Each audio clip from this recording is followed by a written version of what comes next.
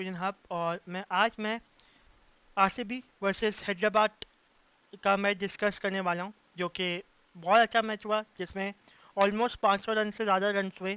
और I think world का कोई हाईएस्ट T20 मैच है वो हुआ।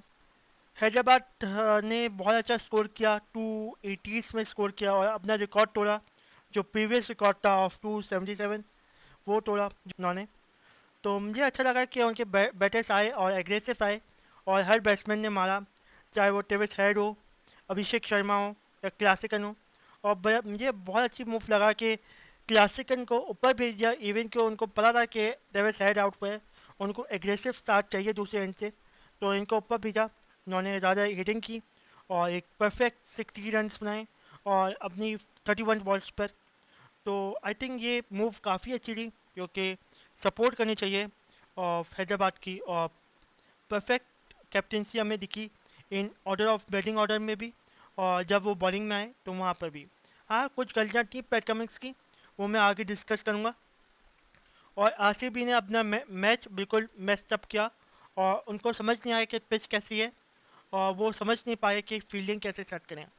तो सबसे पहले क्वेश्चन बनता है आपका डुप्लेसी के ऊपर, कि डुप्लेसी को क्या एज अ कैप्टन रहना चाहिए या कैप्टन किसी और को बनना चाहिए, जैसे विराट कोहली को या दिनेश कार्तिक को। क्योंकि मुझे नहीं लगता कि डुप्लेसी एक अच्छा कैप्टन है, क्योंकि डुप्लेसी की जो डिसीजन मेकिंग थी इन द ग्राउंड वो बहुत ही बुरी थी, जिसकी वजह से वो मैच हारे पूरा का पूरा। जैसे हार्दिक पांड्या का डिसीजन मेकिंग बुरा होता है इन मुंबई इंडियन, तो इसी तरह डुप्लेसी का डिसीजन मेकिंग बहुत बुरा था। तो आए चलते हैं, सबसे पहले आरसीबी को डिस्कस करते हैं। आरसीबी बॉलिंग कर रहा था और सब पहला ओवर विल जैक को दिया। पहला ओवर अच्छा बॉलर है, अच्छी स्पिन करवाते हैं, एक एक दो ओवर निकलवा लेता है और नई गेंद से बॉलिंग करवाते हैं। तो एक अच्छा डिसीजन था, एक वाइल्ड कार्ड था, विकेट ले लेता। बट बॉलिंग भी किसके सामने करवा रहा है? अभिषेक शर्मा के सामने, जो कि बहुत अच्छा बैट्समैन है और वो इंडियन बैट्समैन है। और इंडियन बैट्समैन बहुत अच्छा खेलते हैं स्पिन के ऊपर। हाँ, स्पिन के ऊपर कोई तो फंसता है तो आपके फॉरेन बैट्समैन फंसते हैं। इसको टेविस हेड को बॉलिंग करवानी चाहिए थी, जिस तरह से वो बाउंस करवा रहा था, जिस तरह से वो बाहर निकाल रहा था। तो अगर टेविस हेड को करवाता तो वो शायद वो कैच निकलवा देता आपका। बट वो अभिषेक शर्मा के सामने बॉलिंग करवा रहा था। वो स्पिन को इतना अच्छा समझता था कि उसकी बॉल बाउंस हुई और बाहर हुई, जो कि दूसरी बॉल हुई, और वो इस पर हंस जाता वो।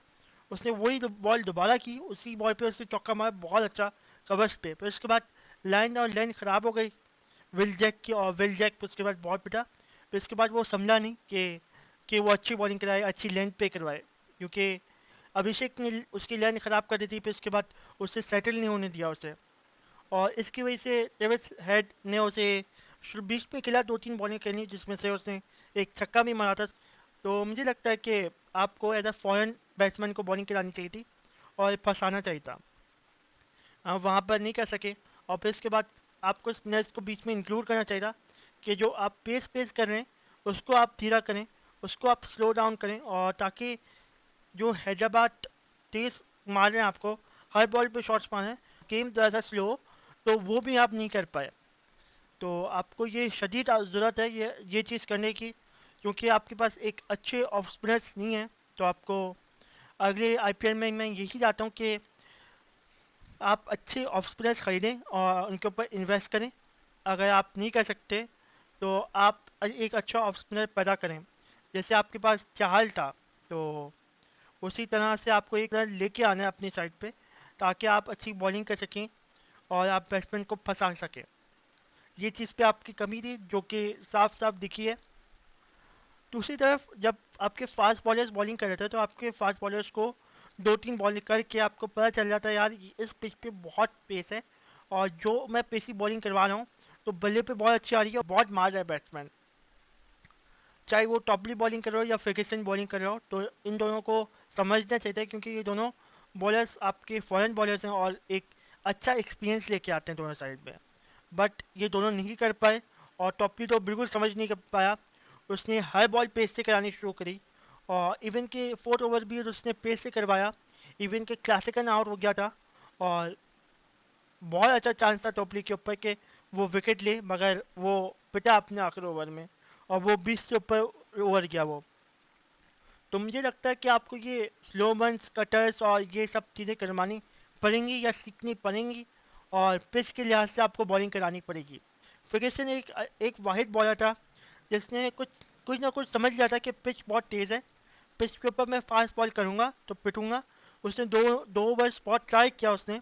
शुरू में उसकी अच्छी लेंथ रही, मगर वो तब भी अच्छी लेंथ पे पिटा।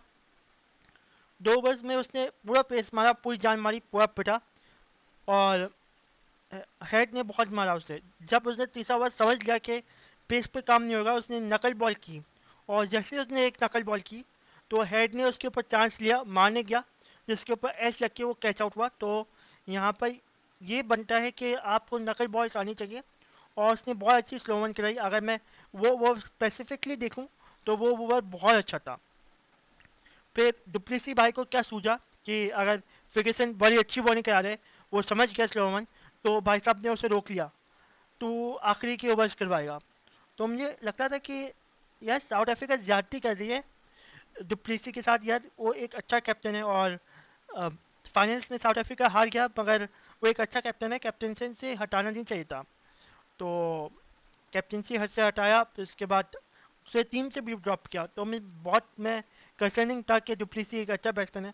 अगर इस तरह की से परफॉर्मेंस दे रहा है कैप्टनसी में, तो डेफिनेटली उसे हटाने का चांस बनता है। और जिस तरह से उसने ख़राब कैप्टनसी की है, तो मुझे नहीं लगता कि वो प्रॉपर कैप्टन है और वो अच्छा कैप्टन है। और बेंगलोर को भी चेंज करना चाहिए अपना कैप्टन, वरना बहुत देर हो जाएगी। अगर मैं बात करूं तो फर्ग्यूसन ने आके विकेट ली क्लासिकन की, जो कि ऑफ साइड पे बॉल की, वो भी स्लो वन थी, जिसके ऊपर कैच दिया यश को, और बहुत अच्छा कैच था। और फिर उसके बाद हैदराबाद ने बहुत अच्छा स्कोर किया, जो कि आरसीबी को सीखना चाहिए हैदराबाद से कि पैट कमिंग्स कैसे बॉलिंग करवा रहा था। पैट कमिंग्स की बॉल इतनी पेसी नहीं थी, वो अच्छी लाइन पे करा रहा था, अच्छी सीम से, बट वो स्लो वन और वेरिएशन के साथ खेला था। यही चीज़ थी जो कि आरसीबी के बॉलर्स पे कमी थी, और आरसीबी ने ये चीज़ की नहीं। आरसीबी ने एक और चीज़ गलत की है, आरसीबी ने अपनी फील्डिंग इतनी बुरी रखी है। क्योंकि अगर मैं शुरू के ओवर देखूं तो डेविस हेड का भी एजेस निकले और अभिषेक शर्मा की भी एजेस निकले। शुरू के 2 ओवर में स्लिप ही नहीं थी, या थर्ड मैन पे फील्डर ही नहीं था जो कि कैच कर पाए और रोक पाए आपका। तो मुझे लगता था कि वहाँ पर फील्डिंग की भी बहुत बड़ी गलती है।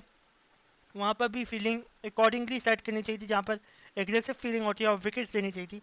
बिल्कुल डिफेंसिव मोड पे आरसीबी चली जाता।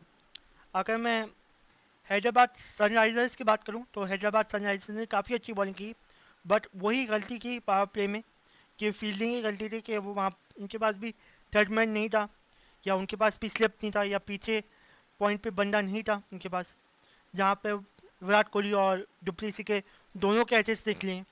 तो मुझे लगता था कि अगर वो फील्ड होती तो आज आरसीबी इतना स्कोर भी नहीं बना पाती।